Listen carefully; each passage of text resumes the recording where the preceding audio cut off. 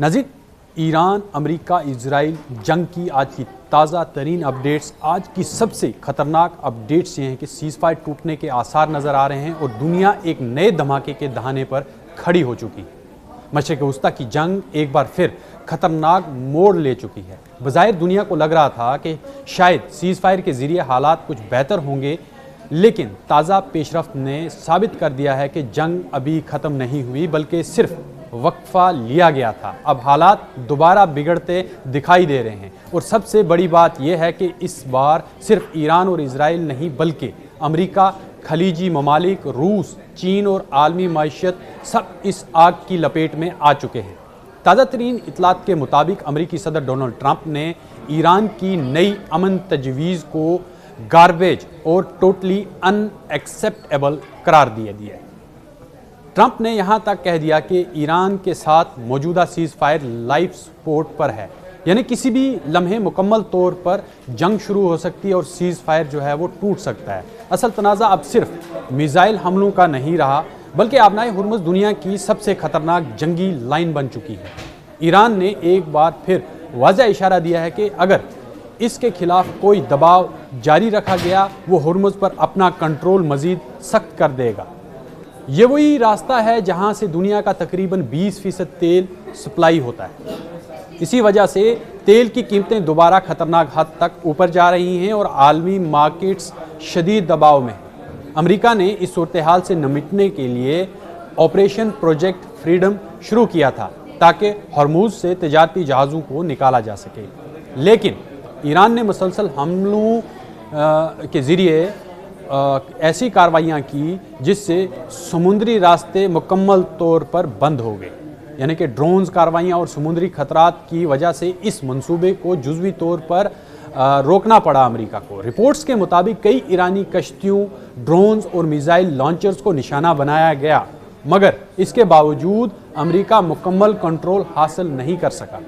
سب سے زیادہ تشویشناک پہلو یہ ہے کہ اب یہ جنگ صرف روایتی جنگ نہیں رہی بلکہ اکانومک وارفیئر یعنی معاشی جنگ میں تبدیل ہو چکی ہے۔ تیل بردار جہاز جتنے بھی تھے وہ پھنسے ہوئے ہیں، جو شپنگ کمپنیاں ہیں وہ راستے بدل رہی ہیں، انشورنس اخراجات آسمان پر پہنچ چکے ہیں اور ایشیائی ممالک جو ہیں خاص طور پر چین شدید دباؤ محسوس کر رہا ہے۔ یہی وجہ ہے کہ چین کھل کر جنگ میں کودنے کے بجائے سفارتی اور معاشی دباؤ کے ذریعے اپنے مفادات بچانے کی کوشش کر رہا ہے۔ ادھر روس بھی خاموش نہیں بیٹھا ہے۔ مغربی میڈیا اور دفاعی تجزیہ کاروں کا جو ان کا تجزیہ ہے وہ مسلسل یہ دعویٰ کرتے آ رہے ہیں کہ روس ایران کو انٹیلیجنس، سیٹلائٹ ڈیٹا اور جنگی معلومات فراہم کر رہا ہے تاکہ امریکہ کی جو بحری نقل و حرکت ہے اور فوجی اہداف پر برتری حاصل ہو اور بہتر نگرانی رکھی جا سکے۔ روس براہ راست میدان میں نہیں آیا ہے لیکن وہ واضح طور پر چاہتا ہے کہ امریکہ اس جنگ میں الجھ کر کمزور ہو جائے۔ یہی وجہ ہے کہ کرملن بظاہر سفارتکاری کی بات کرتا ہے مگر پس پردہ ایران کی مکمل تباہی بھی نہیں ہونے دے رہا ہے۔ اس پورے بحران میں اسرائیل کا کردار سب سے زیادہ جارحانہ دکھائی دے رہا ہے۔ اسرائیل مسلسل یہ موقف اختیار کر رہا ہے کہ ایران کو مکمل طور پر کمزور کرنا ضروری ہے، کیونکہ تل ابیب کے مطابق اگر ابھی کارروائی نہ کی گئی تو ایران مستقبل میں زیادہ خطرناک بن سکتا ہے۔ لیکن یہی حکمت عملی اب اسرائیل کے لیے بھی خطرہ بنتی جا رہی ہے۔ حزب اللہ، حوثی، عراقی ملیشیاز اور خطے کے کئی پراکسی گروپس دوبارہ سرگرم ہو رہے ہیں۔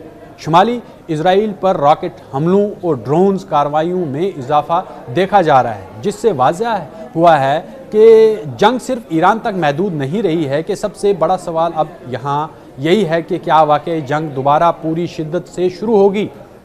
میرا ماننا ہے کہ خطرہ ابھی بھی بہت زیادہ موجود ہے۔ سیز فائر دراصل مکمل امن نہیں بلکہ ایک ایسا اسٹریٹجک وقفہ لگتا ہے کہ امریکہ جو حاصل کرنا چاہتا تھا، اسرائیل اپنی دفاعی پوزیشن مضبوط کرنا چاہتا تھا، جبکہ ایران بھی اپنے نیٹ ورکس، میزائل لانچ اور پراکسی فورسز کو دوبارہ منظم کر رہا ہے۔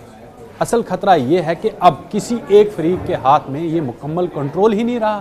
اگر ہرمز میں ایک بڑا حملہ ہو گیا، اگر کسی امریکی جنگی جہاز کو شدید نقصان پہنچا کیونکہ جرالڈ فورڈ، USS ابراہم لنکن یہ سمندر میں موجود ہیں، تعینات ہیں، اگر اسرائیل نے ایران کے اندر دوبارہ اعلیٰ قیادت یا جوہری تنصیبات کو نشانہ بنایا یا اگر حزب اللہ مکمل جنگ میں کود پڑا تو پھر یہ تنازع صرف मिडल ईस्ट कॉन्फ्लिक्ट नहीं कहलाया जाएगा, बल्कि आलमी ताकतों की बराह रास्त जंग में ये तब्दील हो सकता है। और शायद यही वजह है कि दुनिया इस वक्त एक अजीब खामोशी में खड़ी है, जहां सीज़ फायर मौजूद भी है और जंग भी ख़त्म नहीं हो रही है।